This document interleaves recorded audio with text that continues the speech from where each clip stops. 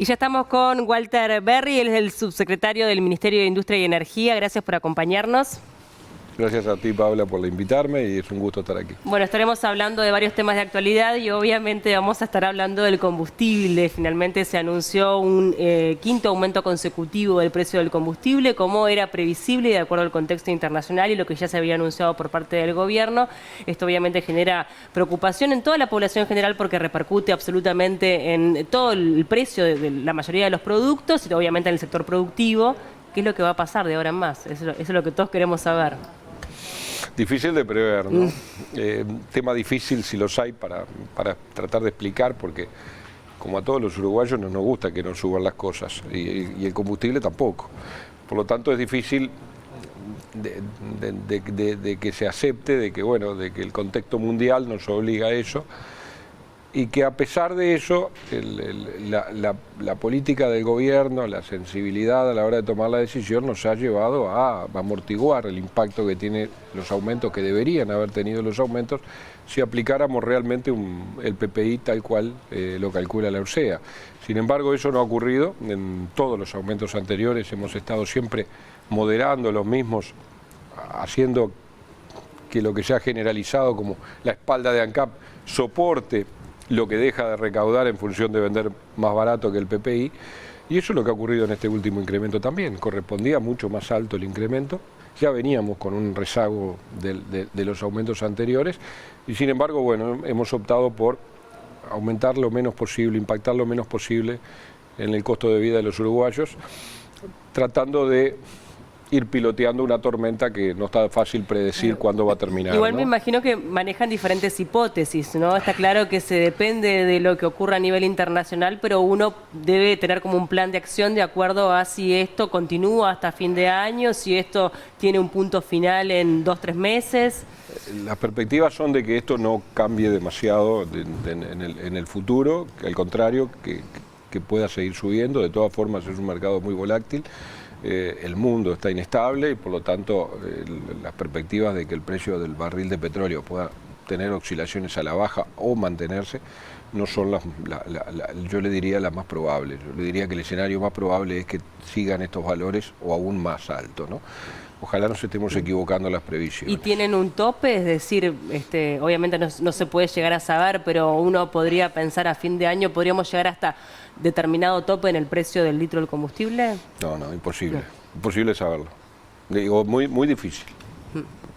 ¿Y se buscan mecanismos para intentar de bajar el precio por otro lado? Ya sabemos que el precio de paridad de importación va a continuar en esta oscilación, pero ¿hay algún plan B por parte del gobierno para buscar la forma de que o continuar en esta cuestión de que no suba tan alto, ¿no? A ver, es muy difícil tener un plan B cuando usted tiene un insumo principal, una materia prima que es el 50% del costo del producto y que ese precio de ese precio somos tomadores. Uruguay no decide a qué valor puede comprar.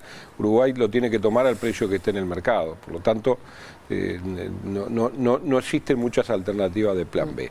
Lo que ha habido desde que asumimos fue tratar de ajustar lo más que podamos los costos de ANCAP. De hecho lo hemos hecho. ANCAP está en algunos procesos de transformación en su propia interna, de asociación de alguna de sus negocios, como el negocio del Portland y la Cal, y ajustando costos en otra, para que el negocio de la refinería termine siendo lo más justo posible y no haya sobreprecios en el mismo. ¿Cómo está la espalda de ANCAP ahora? Está muy bien. La espalda de ANCAP. Y la espalda de ANCAP es finita, es decir, no es una espalda ancha, no lo fue antes tampoco. Había algunas circunstancias puntuales que permitieron, de alguna manera, tener un colchón que permitió amortiguar los impactos en todos estos meses anteriores e inclusive en este último. De hecho, si en algún momento hay que recurrir a rentas generales, seguramente también se vaya a hacer, no solamente a la espalda de ANCAP, porque es natural que esa espalda se está terminando, es variable, depende de las circunstancias. En los meses anteriores fue generado por una venta de energía eléctrica a Brasil y Argentina, producto de la situación climática en esos países de sequía, que hicieron que UTE comprara combustibles fósil, ANCAP, y eso le permitió tener una caja especial. Eso no es permanente, si bien es cierto que ahora estamos vendiendo por razones puntuales de la ola de frío a Argentina, pero no es una venta masiva como ocurrió el año anterior. Repito, son escenarios muy variables, muy difíciles de predecir. De todas formas, lo que ustedes habrán visto y analizan es que han encontrado un gobierno que ha amortiguado fuertemente la suba de los precios de los combustibles. Y en esa lógica vamos a tratar de seguir. Creo que lo menos que podamos impactar en el presupuesto de los uruguayos lo vamos a tratar de hacer, teniendo en cuenta que el combustible en algunos sectores es un elemento esencial, ¿no? Como es en el transporte, como es en la producción. Entonces, bueno, en la industria, en muchos aspectos de la industria.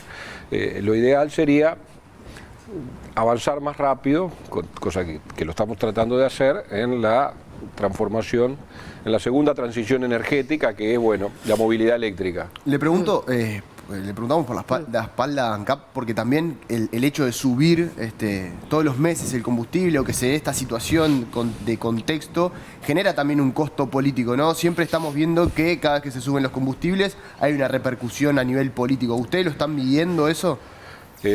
Bueno, sí, lo que le dije al principio, no es fácil de justificar aumentos.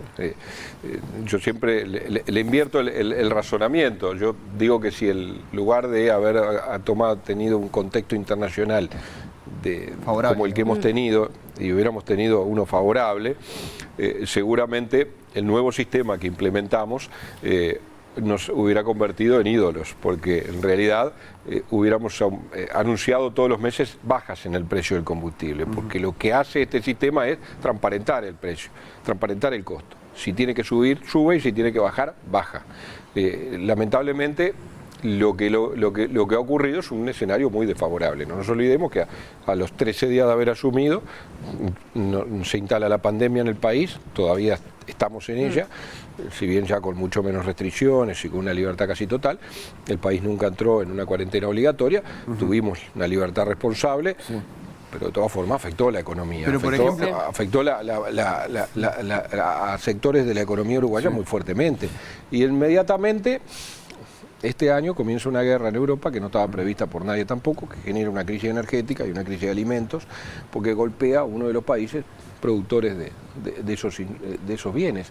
Entonces, es muy difícil justificar los aumentos. Y deben tener un costo político, lo dicen todos los analistas. Pero bueno, pero es parte de los costos de administrar un país. Uno tiene que ser responsable, lamentablemente o por suerte, pero bueno, es así. Por ejemplo, se da un subsidio a lo que es el gasoil para el transporte público. ¿No se puede pensar en un subsidio, por ejemplo, para aquellos que estén relacionados a la industria o al sector productivo? Yo creo que los subsidios, primero no soy amigo de los subsidios, porque en definitiva es un engaño. No son reales las situaciones, se generan escenarios ficticios que no terminan siendo buenos.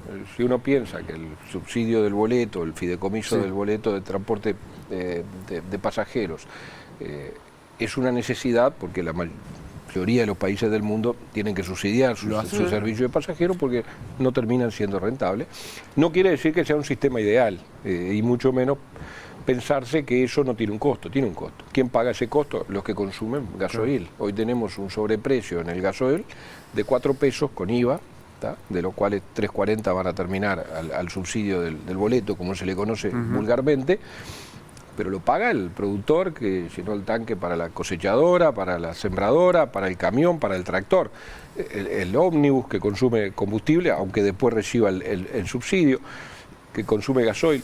Digo, es difícil pensar de que esa es la forma de manejar una economía, no nos parece que sea el camino. De hecho, estamos tratando de que ese subsidio cada vez sea más bajo, y estamos trabajando en eso, transformando la movilidad del transporte público a eléctrica. Y en breve vamos a hacer anuncios importantes de los 4 ministerios involucrados en esto: transporte, economía, MIEM, y OPP.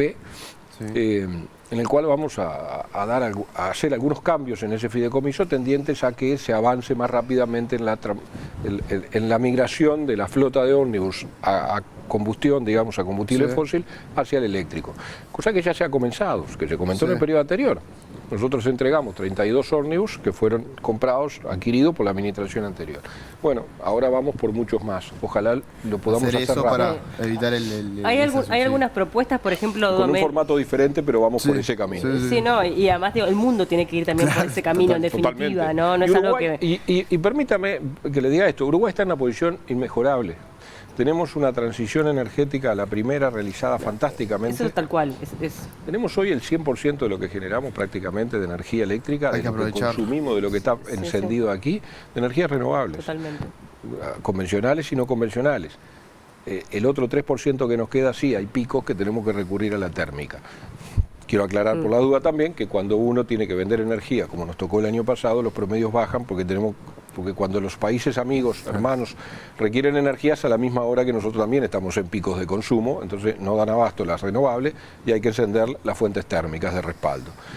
Con lo cual los porcentajes varían, pero Uruguay consume, lo que consume Uruguay, perdón, es casi el 100% podría ser generado por energía renovable. Le comentaba un poco algunas propuestas que han surgido desde el ámbito político. Por ejemplo, Domenech señala que hay que modificar la tributación del combustible. ¿Por allí puede ser un camino? Es un camino, pero a veces es fácil decirlo y difícil estar en el lugar de poder hacerlo, de tener que hacerlo. Y sí, porque si usted se imagina que recibimos un déficit fiscal de 5 puntos y encima una pandemia que nos obligó a tener gastos extraordinarios en lugar de reducirlos para bajar ese déficit, y que aún seguimos con esas dificultades, bueno, es difícil pensar en renunciamientos fiscales en el corto plazo. No quiere decir que puntualmente no pueda haber algo de eso, pero pensar en una política de combustible bajando la carga impositiva que la misma tiene, que básicamente estamos hablando del IMESI, ¿no? Que es el que impacta más fuertemente y es sobre las naftas. Pero de repente es un periodo de tiempo, ¿no? Tampoco es sobre el gasoil, que tiene IVA y que la mayoría de los que consumen gasoil lo pueden descontar porque es para uso de emprendimientos productivos o empresariales. La carga impositiva, ¿qué porcentaje tiene en el precio de es un porcentaje grande, no recuerdo así ¿más del 50%? De memoria. ¿Supera el 50%? No, menos. Menos, 40 por ahí, ¿no? Sí, no recuerdo, no lo tengo en la cabeza el número, pero porque como varía tanto el precio, no. Pero de repente podría ser un camino para un periodo de tiempo, ¿no? Es una posibilidad y yo... Por el contexto también, ¿no? Si usted me apura, yo le diría, es una posibilidad y le diría que es de las pocas posibilidades ciertas de tener éxito, porque cualquier cosa que usted toque de la cadena de combustible, lo que puede llegar a ahorrar es mínimo. Uno dice, el transporte primario, secundario, desde la planta hasta las estaciones, impacta poquito, más allá de que el número pueda ser muy grande, impacta poco. Los márgenes de los sellos, los márgenes de los estacioneros, tienen un impacto leve en el precio del litro de combustible. No quiere decir que no haya que tocarlo y hacerlos eficientes, estamos de acuerdo. Yo creo que ese es el camino que hemos tomado y está todo bajo revisión. En breve la OCEA va a alargar, por primera vez va a ser público el nuevo reglamento de regulación. No nos olvidemos que una de las primeras cosas que hicimos cuando asumimos fue darle el poder de regulación auténticamente a la OCEA, potenciamos la unidad, dejó de ser lo que era institucionalmente y pasó a ser un ente autónomo, que realmente tiene una autonomía técnica para funcionar, y le hemos transferido por exhorto del Ministerio de Industria, del Ministro de Industria, todas las competencias que tenía ANCAP en materia de combustible para que la OCEA las regule. La OCEA tenía plazo hasta el 31 de diciembre, nos pidió una ampliación, el plazo fue 6 meses, el 30 de junio va a expedirse y va a haber puesta en consulta pública una nueva reglamentación. Eso es muy bueno porque lo que hace es potenciar las capacidades de regulación del regulador precisamente, que va a ser la OCEA, y libera ANCAP de esa carga que tenía. Y realmente vuelve al contralor del mercado de combustibles a manos de un organismo neutral, digamos, en el tema. Cosa que es muy bueno. Entonces, todo eso es parte de unas transformaciones que estamos buscando para hacerla más eficiente a toda la cadena de combustible. Pero repito, en una situación donde el precio no para de subir de nuestros insumos básicos, pensar de que esas correcciones puedan incidir fuertemente, no. Lamentablemente, no. No, y el otro camino, que es el de buscar alternativas, si bien algunas ya comenzaron, como el tema del transporte eléctrico, llevan su proceso y llevan su tiempo, ¿no? Mucho. Estoy pensando también, por ejemplo, en el hidrógeno verde, que también se habla tanto. pero estamos hablando de 3-5 años. O más. O más. La tecnología de los vehículos eléctricos a batería cada vez es más masiva, pero aún es cara. Si uno compara un vehículo a batería con un vehículo a nafta, todavía sigue habiendo una diferencia importante a favor del vehículo a nafta. Obviamente que si mira otras cosas, capaz que termina comprando un vehículo eléctrico. No, pero además teniendo en cuenta la empresa automotriz de nuestro país. Pero sin embargo, si usted mira también, cada vez son más bajos los precios y cada vez están más accesibles. Y eso es bueno porque nos va a ayudar a hacer rápidamente esa transición hacia la movilidad eléctrica. Con el hidrógeno verde es otra expectativa, eso son otros escenarios que se abren. Uruguay tiene potencial exportador de hidrógeno, lo cual es muy bueno. Después habrá que ver si los costos de transporte ayudan a la ubicación en la cual estamos en el mundo a que seamos rentables para venderle a Europa, por ejemplo, hidrógeno o derivados del hidrógeno, pero de todas formas podemos pensar en abastecer nuestra propia flota, básicamente en el transporte de larga distancia y cargas pesadas e industria, ¿no? Bien. Y también hay otra propuesta que en base a la basura, que podría llegar a funcionar también a futuro, ¿no? Bien, hay proyectos vinculados al metanol, producido a partir del hidrógeno verde, con la captura de CO2 de chimenea, de procesos industriales grandes que tiene el país.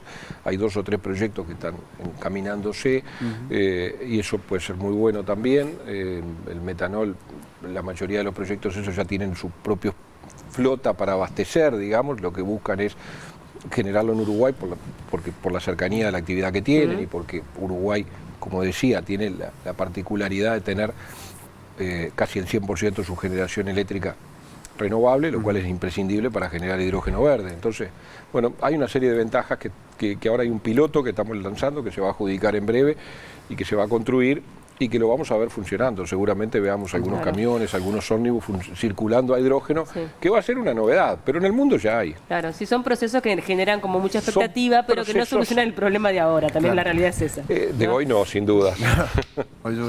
Subsecretario, habló de revisar todo. El subsidio del supergas, el Ministerio y el Gobierno... No está bajo revisión. ¿No está bajo revisión?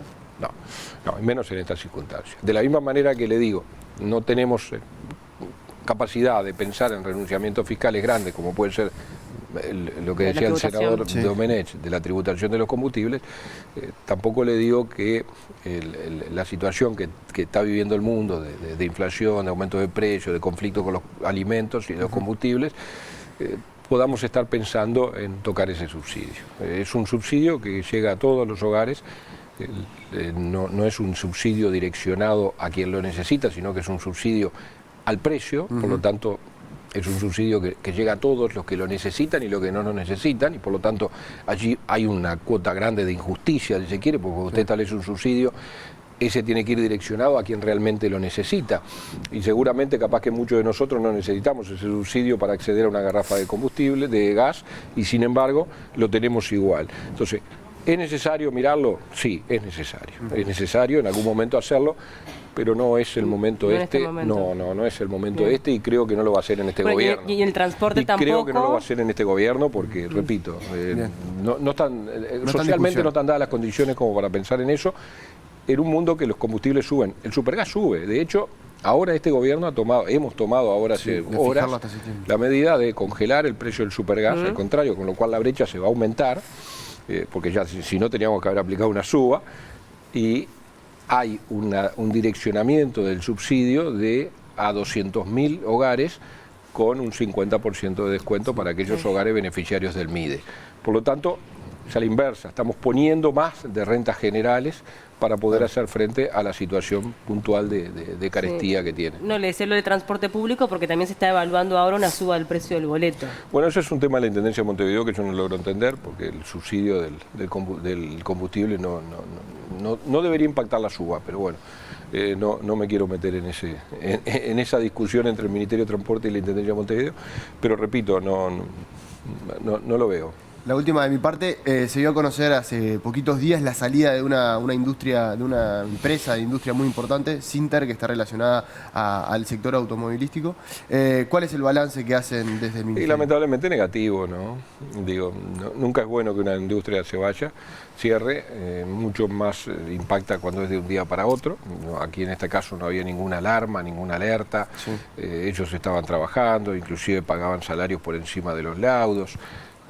Es evidente que la situación del mundo impactó fuertemente en sus números y no, más que un problema de Uruguay, es un problema del mundo, es decir, tenían costos de transporte vinculados al aumento de los combustibles, por ejemplo, o de los fletes marítimos, muy altos, para transportar la materia prima desde Brasil, Minas Gerais, creo que era que la traían, 2.800 kilómetros, procesarla y volver a exportar el producto terminado a 2.000 kilómetros a San Pablo. Evidentemente, al aumentar los costos logísticos, quedamos fuera de precio, les sirve mucho más procesarlo. Y ellos fuera de competencia al mismo tiempo. ¿Cómo? Y ellos fuera de competencia también. Quedan fuera de competencia, obviamente, digo, y es una empresa multinacional, no hay ninguna chance de que puedan quedarse. De todas formas estamos buscando alternativas. En la semana próxima vamos a convocar a la mesa de diálogo del sector autopartistas. Bueno, por lo menos para manejar algunas ideas de atraer algún otro autopartista al país que pueda absorber parte de esa mano de obra. Estamos siempre permanentemente haciendo cosas para, bueno, ir resolviendo los problemas que van surgiendo, pero lamentablemente esta empresa ha decidido irse y no hay alternativa, digamos. Una vuelta atrás. Berry, muchísimas gracias por su tiempo. La situación quedó como clara, la incertidumbre está presente y los aumentos se van a seguir El mundo dando. tiene incertidumbres. Por desgracia, tiene guerra y tiene incertidumbre. La guerra genera incertidumbre en muchas cosas. Lo peor es que genera incertidumbre también en los alimentos, ¿no? Y en el combustible ni que hablar. Sí. Pero bueno. Bueno, nos enfrentamos a un año difícil a nivel económico Un del año país. más difícil. Ya llevamos dos Ya difíciles. llevamos dos, sí, eso sí. Estamos en otro más. Muchas gracias por el tiempo. Al contrario, gracias a ti.